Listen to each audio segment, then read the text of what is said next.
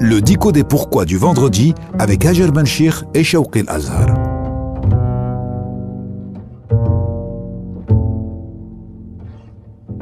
Bonjour à toutes et à tous. Pourquoi la femme doit-elle faire une période de viduité après un divorce ou le décès de son mari? Élément de réponse avec Dr Shawqi El-Azhar, professeur assistant à l'université de Lusail. Dr Shawqi El-Azhar, bonjour. Bonjour, Hajar. Il y a une grande différence entre la période de viduité pour une femme divorcée ou en instance de divorce et pour une femme veuve. Pourquoi ces différences? Tout à fait. Donc, tout d'abord, effectivement, le Coran nous dit c'est-à-dire les femmes divorcées doivent observer un délai d'attente de 3 menstrues. Donc, pourquoi cette période d'attente, cette période de viduité?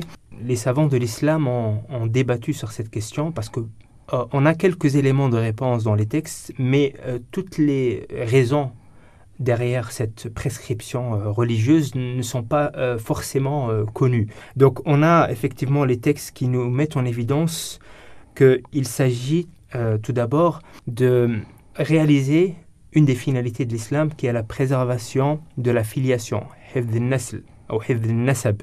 Donc la préservation de la filiation en islam, c'est quelque chose de très important. Et c'est pour cela qu'il faut à tout prix éviter le mélange de la filiation, c'est-à-dire qu'il faut que l'enfant connaisse parfaitement qui est son père et qui est sa mère. Et donc si après un divorce, la femme se remarie, il y a le risque qu'elle tombe enceinte et que la filiation de l'enfant soit inconnue. Et de ce fait, cette période de viduité va permettre de s'assurer qu'il n'y a pas de grossesse, par exemple, après le divorce. Aussi, il y a la question de la préservation de la pérennité du mariage. Qui est aussi une finalité importante en islam. Plusieurs prescriptions de l'islam viennent avec cet objectif-là, viennent pour réaliser cet objectif-là qui est la pérennité. La période de viduité va faire en sorte que, donc il y a divorce, mais il y a une période de réflexion, une période où la femme, en vérité, même s'il y a eu le divorce, mais dans cette période-là, le couple peut encore se rétablir.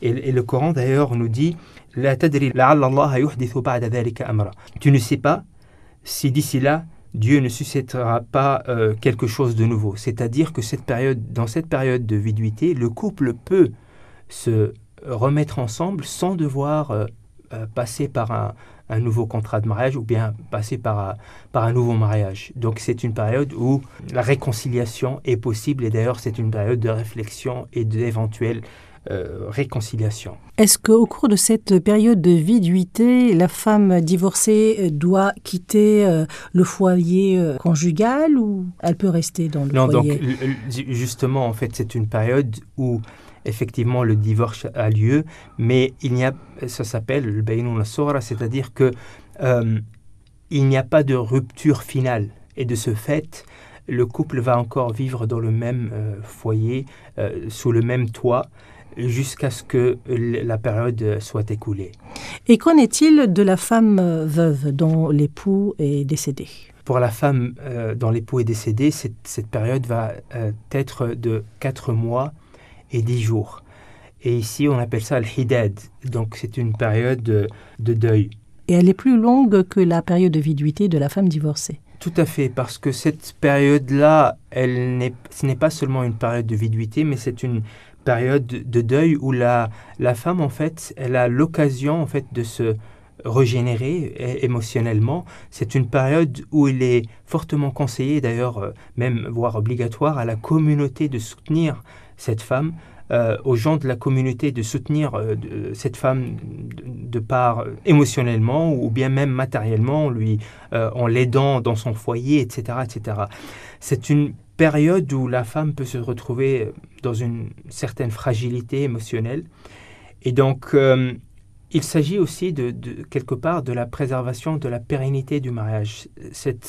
Il y a peut-être des hommes malveillants qui vont vouloir en fait profiter de cette fragilité pour pouvoir peut-être se marier avec elle, etc. Et peut-être qu'elle va faire un choix parce que la femme, voilà, la femme, elle a un sens de responsabilité plus aigu que l'homme. Et donc, elle va être dans un état émotionnel où elle va être fragile par rapport à l'époux qu'elle a perdu. Et peut-être que cette fragilité peut être exploitée par des gens malveillants. Et de ce fait, en fait, c'est une période où elle a le temps de se régénérer. Elle a le temps où son entourage peuvent lui donner le soutien nécessaire pour se retrouver. Dr Shawqi El-Azhar, professeur assistant à l'université de Lusail, merci. Pourquoi le musulman prie-t-il chaque fois par jour?